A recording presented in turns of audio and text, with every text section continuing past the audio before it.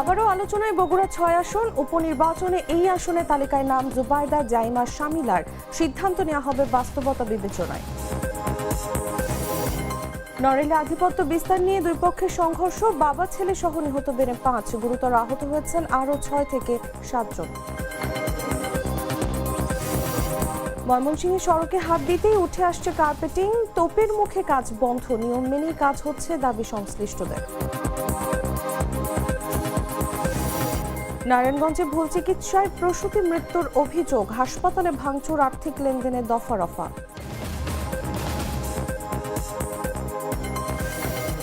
এবং গাইবান্ধায় ৪ সেচ পাম্পে বিদ্যুৎ বিচ্ছিন্ন, শতবিঘা জমির বোরো আবাদে অনিশ্চয়তা, দুশ্চিন্তায় ভুগছেন কৃষকরা।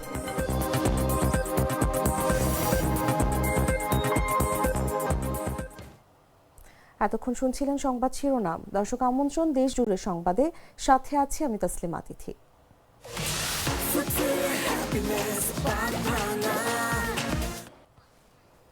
চলে যাচ্ছি পুরো খবরে। জাতীয় নির্বাচনের পর বগুড়া ৬ আসনে উপনির্বাচন অনিবার্য হওয়ায় নতুন করে রাজনৈতিক আলোচনা শুরু হয়েছে।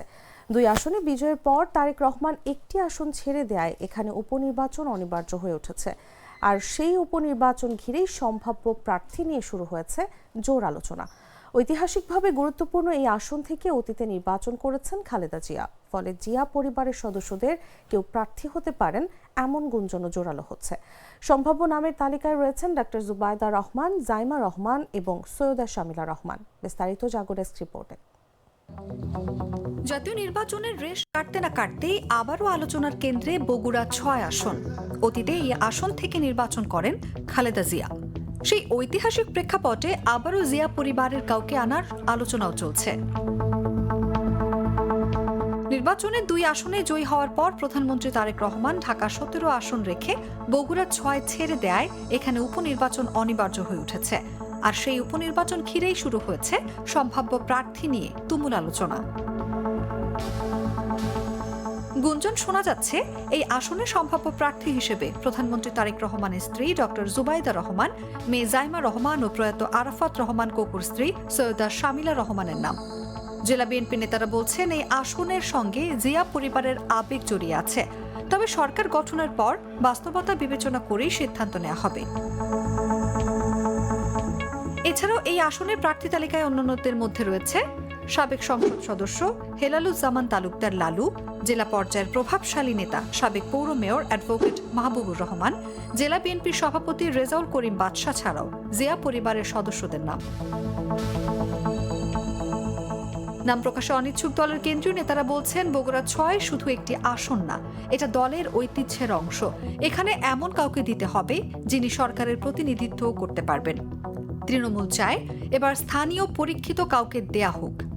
আন্দোলন সংগ্রামে যারা ছিলেন তাদের মধ্য থেকেই প্রার্থী আসা উচিত। অন্যদিকে আসনটিতে নির্বাচন করবে কিনা সেই বিষয়ে এখনো চূড়ান্ত অবস্থান নেয়নি জামায়াতে ইসলামী। দলটির নেতারা বলছেন বিষয়টি কেন্দ্রীয়ভাবে পর্যালোচনা রয়েছে। কেন্দ্র থেকে যে সিদ্ধান্ত আসবে তার ভিত্তিতেই পরবর্তী পদক্ষেপ নির্ধারণ করা হবে।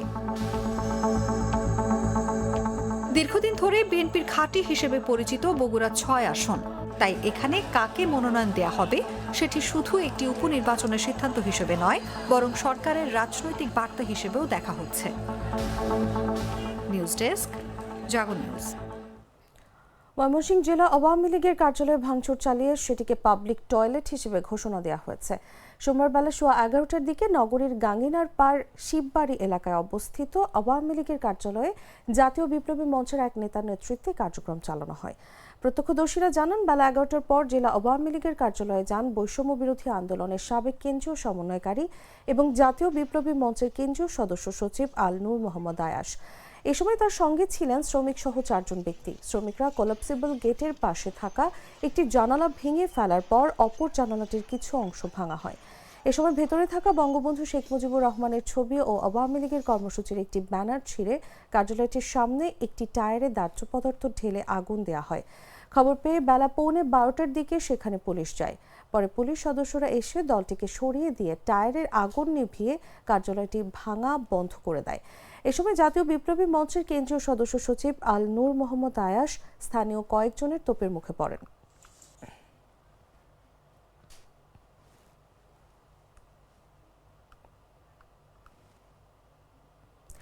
নড়াইল সদর উপজেলায় আধিপত্য বিস্তারের জেরে সিংগোশোলপুর ইউনিয়নের সাবেক চেয়ারম্যান খায়ের গ্রুপ এবং খলিল গ্রুপের সংঘর্ষের ঘটনায় আরও একজনের মৃত্যু হয়েছে। এ ঘটনায় বাবা ছেলে সহ উভয় পক্ষের মোট 5 জন নিহত হয়েছেন। এতে অন্তত 6 থেকে 7 জন গুরুতর আহত হয়েছেন। সোমবার ভোর 5:30টার দিকে উপজেলার বড়কুলা গ্রামে এই সংঘর্ষের ঘটনা ঘটে। নড়াইলের পুলিশ সুপার আল মামুন শিকদার বিষয়টি নিশ্চিত করেছেন। পুলিশ ও স্থানীয় সূত্র জানায়, সদর উপজেলার সিংগোশোলপুর ইউনিয়নের সাবেক চেয়ারম্যান খায়ের ও খলিলের লোকজনের মধ্যে দীর্ঘদিন ধরে বিরোধ চলছিল। এর জেরে সোমবার ভোরে বড়কুলা এলাকায় দুই পক্ষের মধ্যে রক্তক্ষয়ী সংঘর্ষ হয়। এতে দেশীয় অস্ত্রের আঘাতে ঘটনাস্থলেই খলিল গ্রুপের রহমান খলিল, তার ছেলে তাহাজ্জুদ হোসেন ও একই পক্ষের ফেরদৌস হোসেন ও তার ছেলে মুন্না শেখ মারা যান। এ সময় গুরুতর আহত সাবেক চেয়ারম্যান খায়ের গ্রুপের ওসিবুরকে উদ্ধার করে নড়াইল জেলা হাসপাতালে নিয়ে গেলে জরুরি বিভাগের চিকিৎসক মৃত ঘোষণা করেন। এখানে আমি আসার পরে শুনছি, আমি তো বাড়ি ছিলাম, আমার হচ্ছে জামাই হয় যে মারা গেছে, আর যে ফুফতো ভাই আমার মারা গেছে, আর একটা হচ্ছে হসপিটালে আছে। ঠিক আছে, আমাকে ফোন দিছে, বলতেছে তোর বাইরে ঘর থেকে বেরোয় এখানে কুপায় মারতেছে। ঠিক আছে, আমি শুনে এখানে আসছি, আমার জামাই বাদি দিয়েছে, আমার জামাইকেও এখানে মারছে কুপায়। আর একটা ভাই ওর মুখ টুক কুপাইছে, এখানে কোপ, ও হাসপাতালে আছে, ওরও কি হয় কিছু বলা যাচ্ছে না। আর এখান থেকে আর এক চাচা আসছিল, ওনাকেও গুলি করছে, আগে প্রত্যেকটা গুলি করে নিয়েছে, তারপর হচ্ছে কুপায় মারছে। তারপরে ওনারা এখান থেকে এগুলো করার পরে যাওয়ার পথে ওদের নিজের লোককে নিজেরা মেরে হত্যা করে এখন এদের নামে ফাঁসাচ্ছে আর কি। ঠিক আছে, আমি এর সর্বোচ্চ বিচার চাই আইনের কাছে, এই হচ্ছে আমার দাবি। আজ সকাল 23শে ফেব্রুয়ারি সিংহাসনপুরে মারামারি হয়েছে দুপক্ষ। আমাদের হাসপাতালে ব্রড ডেড এসেছে একটা, এবং আমরা গুরুতর জখম অবস্থায় পাওয়া রোগীগুলো প্রাথমিক চিকিৎসা দিয়ে খুলনায় রেফার করি। ময়মনসিংহের ত্রিশালে দায়সারাভাবে সড়ক পাকাকরণ কাজ করার অভিযোগ উঠেছে। সড়কের শেষ পর্যায়ে কার্পেটিংয়ের কাজ চলছে, কিন্তু হাত দিতেই উঠে আসছে পিচ ঢালাইয়ের কার্পেটিং। এতে ক্ষুব্ধ হয়ে উঠেছেন স্থানীয়রা।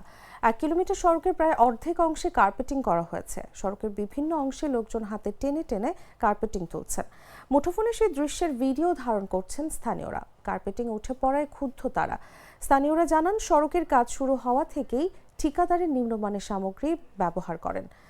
কাজের মান নিয়ে স্থানীয় লোকজন অনেকবার প্রশ্ন তুলেছেন, কিন্তু তাতে কর্ণপাত করেনি ঠিকাদার। শেষ পর্যায়ে দায়সারাভাবে কার্পেটিং করা হচ্ছে। সড়কের ওপর থাকা ময়লা ও ধুলাবালি পরিষ্কার না করে বিটুমিন ব্যবহার করা হয়েছে। তারা বলছেন, সড়ক পাকাকরণের নামে সরকারি টাকা লুটপাট করা হচ্ছে। পরে স্থানীয়দের বাধায় নির্মাণ কাজ বন্ধ রাখতে বাধ্য হয়েছে ঠিকাদারি প্রতিষ্ঠান। যদিও সংশ্লিষ্ট কর্মকর্তারা বলছেন, যথাযথ নিয়ম মেনেই কাজ করা হচ্ছে। এই যে রাস্তাটা যে করে গেল, রাস্তাটা না করে যাওয়ার পরে 2 দিন পরে খালি চলটা উঠতে যাইতেছে। তা আমরা এটা শুরুতেই বাধা দিছি, বাধা নামাই না তারা দূর হয়ে কাজ করে যাইতেছে। তো এর পরে কাছে একদম বাধা দেওয়া হয়েছে, কিন্তু সম্পূর্ণটা দুর্নীতি চলতেছে, তারা এই টাকাগুলো লুটপাট করে খাইতেছে। এই রাস্তার কাজটা যাতে সুন্দর হয় সেটা আমরা সবাই চাই, কিন্তু রাস্তার কাজটা যেভাবে করে হয়ে গেছে, আপনার উপরে নিচে বালি পরিষ্কার করে নাই, কোনো কিছু পরিষ্কার করে নাই, পরিষ্কার না করে এটার উপরে পিচ ডালে হয়ে গেছে। আগে এটা পরিষ্কার করতে হবে, পরিষ্কার করে তারপরে এটার পিচ ডালতে হবে। তারা নিজেরা ধরে নিয়েছে যে হয়তো খারাপ হচ্ছে, কারণ হাত দিয়ে তোলা যাচ্ছে, এটা চিন্তা করে তারা গত পরশু যে কাজটা হয়েছে এটা গতকাল তুলে ফেলছে। মানে 24 ঘন্টা হয়নি। আবার গতকালও যেটা হয়েছে, আমরা এখন এসে দেখছি গতকালের কাজও তারা গতকালই তুলে ফেলেছে, এরকম আমরা পাচ্ছি। এবং বিভিন্ন জায়গায় আমরা থিকনেস চেক করতেছি, সবগুলোই ঠিক পেয়েছি, এবং আমাদের কাছে মনে হয়েছে ঠিক আছে। কার্পেটিং রাস্তায় একটা রাস্তা পুরোপুরি শক্ত হওয়ার জন্য যে সময়টুকু লাগে, সেই সময়টুকু পূরণ হওয়ার পূর্বেই এই রাস্তাগুলো হাত দিয়ে তারা তুলতেছে, এবং তাও এক পাশ থেকে। তো এভাবে কাঁচা অবস্থাতে যে কোনো রাস্তায় তুলে ফেলা সম্ভব। এর অর্থ এই না যে এটিতে দুর্নীতির কোনো কিছু প্রমাণ মেলে। গ্লিটারের টুইন লেমন ও অ্যান্টিব্যাকটেরিয়াল ফর্মুলা বাসনকে চকচকে জীবাণুমুক্ত করে আমাদের দেয় গ্লিটার গ্যারান্টি। নারায়ণগঞ্জের রূপগঞ্জে একটি বেসরকারি ক্লিনিকে ভুল চিকিৎসায় সুমাইয়া আহমেদ বিন্দু নামের এক প্রসূতির মৃত্যুর অভিযোগ উঠেছে। এ ঘটনার পর রোগীর স্বজনরা হাসপাতালে ভাঙচুর করে। পরে হাসপাতাল কর্তৃপক্ষের সঙ্গে স্বজনদের মোটা অঙ্কের আর্থিক লেনদেনের মাধ্যমে বিষয়টি রফাদফা হয়। এর আগে রোববার সকালে উপজেলার ভুলতা গাউসিয়া এলাকায় ডিকেএমসি নামক একটি প্রাইভেট হাসপাতালে এই ঘটনা ঘটে। রোগীর স্বজনদের দাবি ভুল চিকিৎসায় রোগী মারা গেছে, আর হাসপাতাল কর্তৃপক্ষের দাবি শুয়ে থাকা অবস্থায় রোগীকে খাবার খাওয়ানোয় শ্বাসনালীতে খাবার ঢুকে এমনটি ঘটেছে। এ ঘটনার জেরে রোগীর স্বজনরা ভুল চিকিৎসার অভিযোগ তুলে হাসপাতালে ভাঙচুর চালান। এ নিয়ে চরম উত্তেজনা সৃষ্টি হয়। পরবর্তীতে ভিকটিমের বাবা এবং হাসপাতাল কর্তৃপক্ষের মধ্যে মোটা অঙ্কের নগদ টাকার বিনিময়ে সমঝোতা হয় এবং বিষয়টি আপসী মীমাংসা হয়। রোগীর স্বজন ও হাসপাতাল কর্তৃপক্ষের মীমাংসার বিষয়টি নিশ্চিত করেছেন ভুলতা পুলিশ ফাঁড়ির ইনচার্জ মিজানুর রহমান।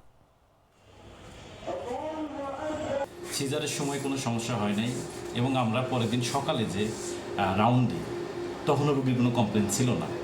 সিজারের পরে একটু যে ব্যথা থাকে কাটার জায়গায় ওটা নর্মাল, ওটা ওটা ব্যথার ওষুধ খালি ঠিক হয়ে যায়।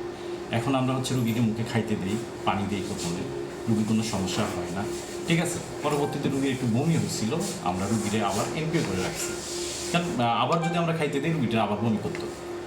এখন রুগীর লোক কী করছে, আমাদের কথা হয়তো শুনে নাই, আমাদের কথা হয়তো বোঝে নাই, আবার রুগীটাকে খাইতে দিছে এবং রুগী যে শোয়া ছিল শোয়া অবস্থায়, ঠিক আছে, নিয়ম হলো রুগীটাকে বসায়, ঠিক আছে, তারপরে খাইতে দেবো। রুগীকে শোয়ানো অবস্থায় রুগীর লোক খাবার খাওয়াইছে প্লাস পানি খাওয়াইছে, রুটি খাওয়ানোর সাথে সাথেই খাবারটা লাঞ্চে চলে গেছে।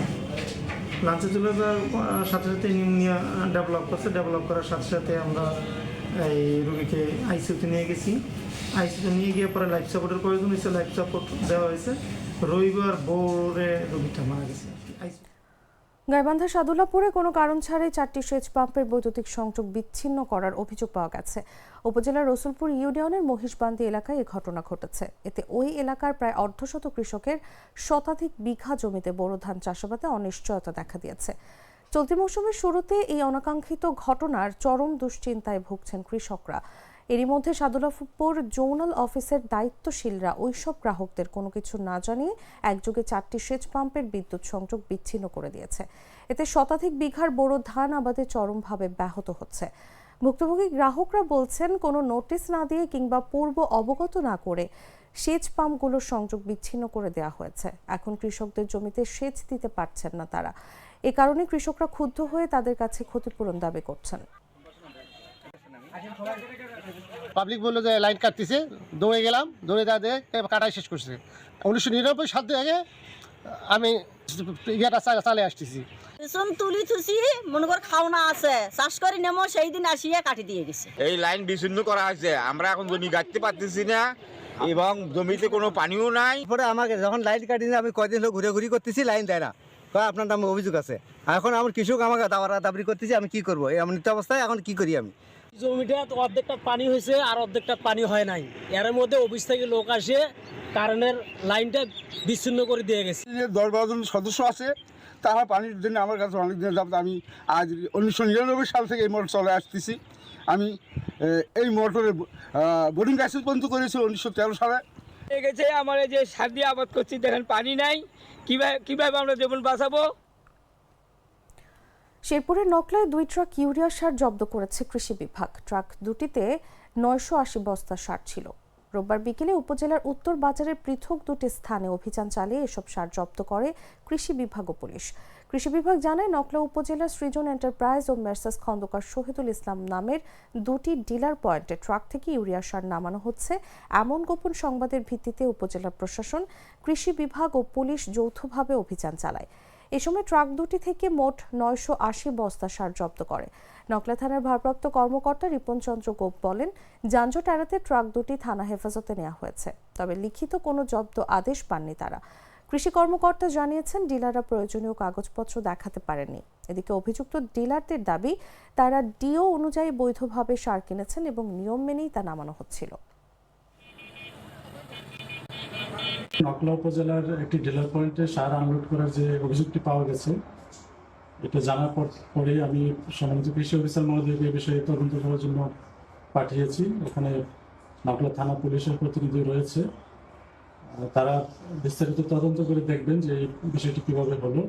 ইতিমধ্যে জেনেগাতি বাফার গুদামের যে দায়িত্বপ্রাপ্ত কর্মকর্তা, তাকে বিষয়টা অবহিত করা হয়েছে তিনি আসার পথে রয়েছেন, তিনি আসলে এ বিষয়ে পরবর্তী আইনগত ব্যবস্থা নেওয়া হবে। ইতিমধ্যে আমরা আমাদের ঊর্ধ্বতন কর্তৃপক্ষকে অবর্পণ এই বিষয়টি জানিয়েছি। কৃষি অফিসার মহোদয়ের রিপোর্ট পাওয়ার পরে আমরা লিখিতভাবে এই বিষয়ে আমাদের ঊর্ধ্বতনদেরকে অবহিত করব এবং আইনগত ব্যবস্থা নেওয়ার বিষয়টি এখন চলো।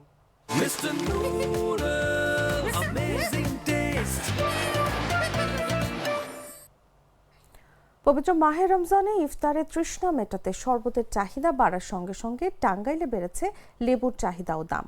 মৌসুম না থাকায় সরবরাহ তুলনামূলক কম, আর সেই সুযোগে বাজারে লেবুর দাম অস্বাভাবিকভাবে বেড়েছে বলে অভিযোগ ক্রেতাদের। মাত্র এক সপ্তাহের ব্যবধানে লেবুর দাম বেড়েছে দ্বিগুণের বেশি। রমজানকে কেন্দ্র করে বর্তমানে লেবু চাষিরা ব্যস্ত সময় পার করছেন। চাহিদা বেশি থাকায় পাইকারি বাজারে প্রতিমন লেবু বিক্রি হচ্ছে ৬,০০০ থেকে ৮,০০০ টাকায়। খুচরা বাজারে প্রতি কেজি লেবু বিক্রি হচ্ছে ১৫০ থেকে ১৮০ টাকায়। স্থানীয় ক্রেতাদের অভিযোগ, ইফতারে লেবুর শরবতের বাড়তি চাহিদাকে পুঁজি করে একটি সিন্ডিকেট বাজার নিয়ন্ত্রণ করছে, ফলে কৃত্রিমভাবে দাম বাড়ানো হচ্ছে।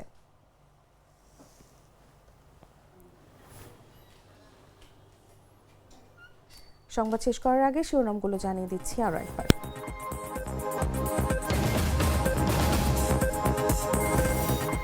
আবারও আলোচনায় বগুড়া ৬ আসন উপনির্বাচনে। এই আসনে তালিকায় নাম জুবাইদা জাইমা শামিলার।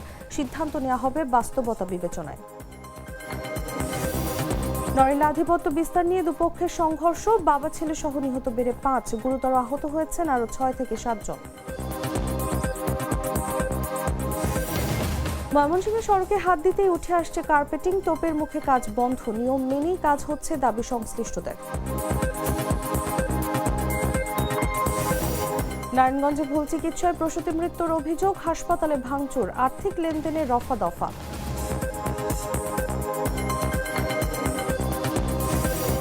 এবং গাইবান্ধায় ৪ সেচ পাম্পে বিদ্যুৎ বিচ্ছিন্ন, শতবিঘা জমির বড় আবাদে অনিশ্চয়তা, দুশ্চিন্তায় ভুগছেন কৃষকরা।